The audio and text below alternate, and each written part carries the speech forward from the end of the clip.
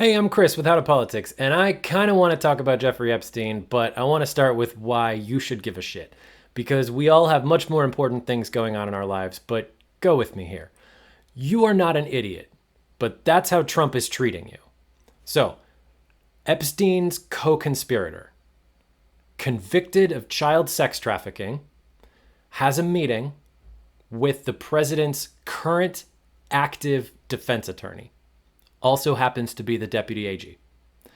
After that meeting, the person who was convicted of child sex trafficking says publicly that she never saw the president do anything wrong.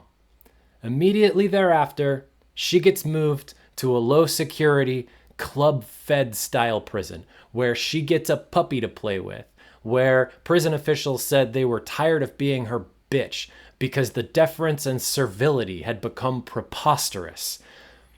When the president is asked about pardoning this person, it's not, no, absolutely, I would never pardon someone who's charged with and convicted of such heinous crimes. It's not, oh, hell no, get out of my office with that. It's, well, I'm allowed to, maybe I will. She's being pampered after saying publicly that she didn't see the president ever do anything wrong. Come on. It doesn't matter who's being protected, Democrat, Republican. Sex crimes against children happened. The idea that we're just going to sweep it away because powerful people might be involved is astounding. And before I get the left is just coming around to Epstein now, the left just cares now, one of the people in Epstein's orbit got elected president. So yeah, it's more important now because he got elected president. He ran on releasing the Epstein files. All of them talked about releasing the Epstein files. Before Cash took office, he was on podcast after podcast saying the FBI has the files and he's going to release them. Pam Bondi said in February that she had his client list on her desk to review. And then they get in office, they review the files, and come July, there's nothing to see here. There's a memo from the FBI that says that they found evidence of more than 1,000 victims, but they're releasing no information about any of the potential perpetrators. They're pursuing no further criminal charges. The end, nothing to see here. That created a firestorm on the right, which sort of went away and then came back and kind of hasn't really ever gone away. That July memo specifically said that there was no credible evidence that Epstein ever blackmailed anyone. An important thing to note here is the White House confirmed that the emails are authentic and accurate.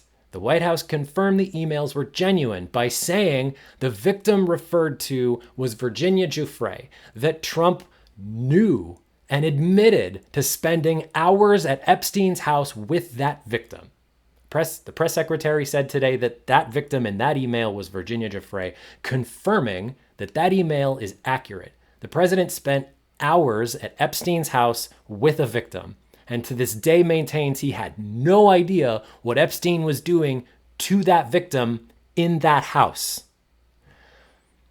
One of the other emails said that, of course, Trump knew about the girls because he asked Ghislaine to stop. If you take the president's story, that means he asked Ghislaine to stop stealing employees from the Mar-a-Lago spa.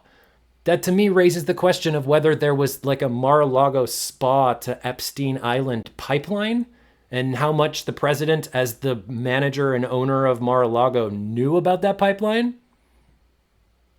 My takeaway is Republicans are working really, really hard to protect whatever it is they're protecting here. This has zero chance of becoming law. It would have to pass the House. It would have to pass the Senate with a filibuster-proof majority, which means a whole bunch of Republicans coming over. Then it would still have to be signed by the president. Assuming, reasonably, that the president vetoes it, it'd have to pass both chambers with a 2/3 majority to override his veto. And I don't think anyone reasonable thinks that's going to happen. So this isn't going to become law, but they are bending over backwards to stop it from happening, which is interesting. My thing is, if there's nothing to see here, if the FBI memo is correct and we should all just move on with our lives, then there should be nothing wrong with releasing the files. The discharge petition in Congress specifically protects against releasing victim information, releasing videos and pictures. The discharge petition directly addresses all of the Republicans' complaints about DOJ releasing the files, except that doing it might make their boss look bad. Powerful people in America should not get away with sex crimes against children, no matter whose boss they're protecting. Full stop. If you watched this deep in the video, thank you very much. Let me know your thoughts in the comments because I'd love to hear them. I hope you'd consider subscribing, and as always, thank you for watching. I'm Chris with How to Politics.